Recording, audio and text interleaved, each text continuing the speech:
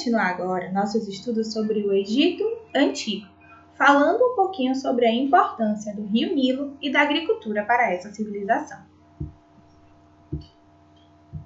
Bem, o Egito fica situado no nordeste da África.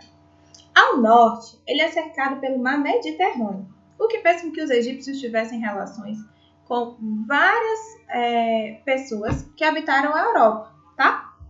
Ao sul, pelas cataratas do rio Nilo, na Núbia, que fica no Sudão, e ao oeste, pelo deserto da Líbia.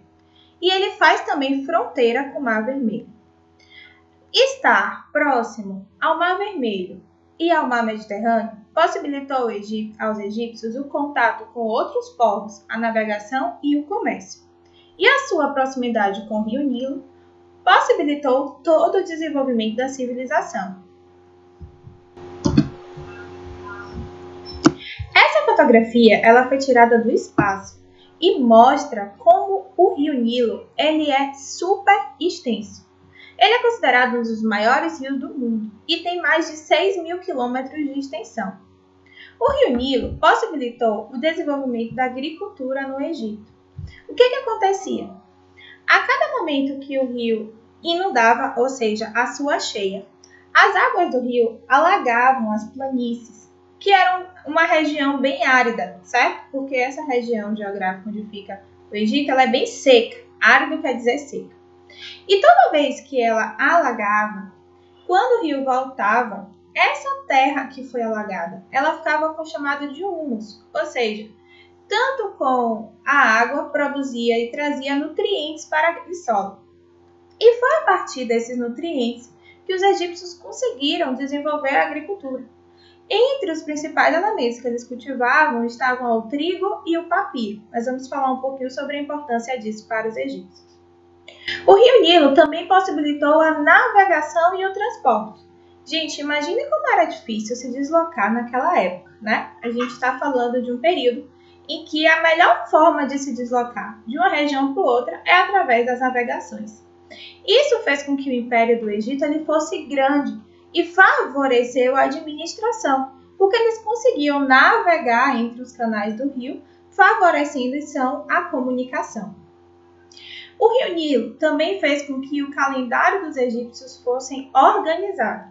O calendário egípcio, então, ele era organizado em 3 momentos. O momento de cheia do rio, em que eles não conseguiam plantar. Então, era preciso que toda a produção que foi feita, toda a produção agrícola, alimentasse os egípcios no período de cheia, porque nesse período não tinha como plantar no rio. O período de semeadura, que é quando eles vão plantar, ou seja, semear a terra, colocar lá as sementes.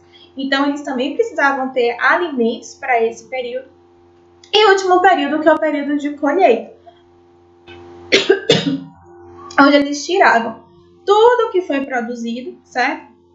E distribuíam essas produções para alimentar a sociedade. Só que boa parte dessa produção ficava na mão do faraó. Mas falar sobre o faraó é assunto para o próximo vídeo, certo? Heródoto dizia que o Egito era uma dádiva do Nilo. E por que uma dádiva? Certamente, se não houvesse a proximidade com esse rio, e se esse rio não formasse terras tão férteis como ele formava, essa civilização não teria conseguido desenvolver a agricultura, porque o desenvolvimento da agricultura ele conta com algumas características, vamos assim dizer, do espaço geográfico em que eles vivem. O clima, a chuva, a qualidade da terra. Sobre isso você já deve saber mais um pouquinho, certo? Então, esse desenvolvimento da agricultura só foi possível graças ao rio, se tratando de uma região de deserto.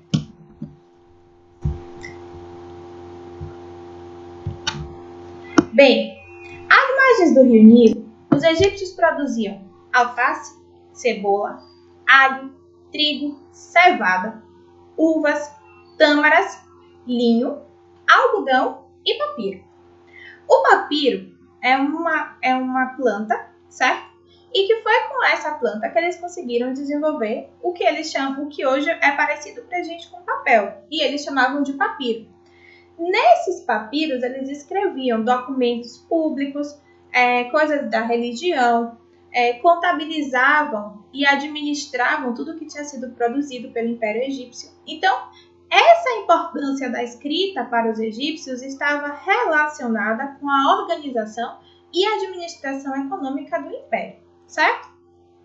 O trigo e a cevada, o trigo que faz os pães, formam a base da alimentação, junto com a criação de animais, certo?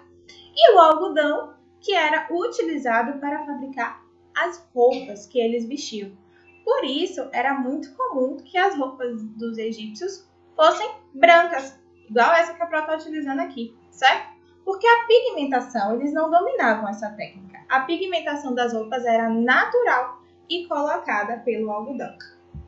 Aqui ao lado, a gente consegue observar um calendário, certo? Onde a gente vê quais eram os meses em que o rio Nilo estava em cheia, em plantação ou em colheita. Então, de julho a outubro, os egípcios viviam um período de cheia do Nilo. De outubro a fevereiro, eles plantavam. E de fevereiro a julho era o período de colheita. Desenvolver e entender a dinâmica do funcionamento do rio, calcular a quantidade de alimentos necessária para o período que não era possível produzir, é uma tarefa que requer uma grande habilidade e uma grande observação humana. Então não foi fácil chegar a montar esse calendário. Isso é para vocês entenderem que as primeiras civilizações, os primeiros seres humanos, tinham um trabalho muito maior para conseguir se organizar e sobreviver do que nós hoje, que temos uma série de tecnologias que favorecem o entendimento, né, da atmosfera, do clima, das plantações, certo? Então, na aula de hoje nós falamos sobre a importância do rio Nilo para os egípcios, o calendário que era organizado, certo? Com base também no regime de cheia e vazante do rio. E para terminar, eu não poderia dizer que o rio Nilo ele é considerado uma divindade. E a maioria dos contos mitológicos do Egito estão associados à existência do rio Nilo.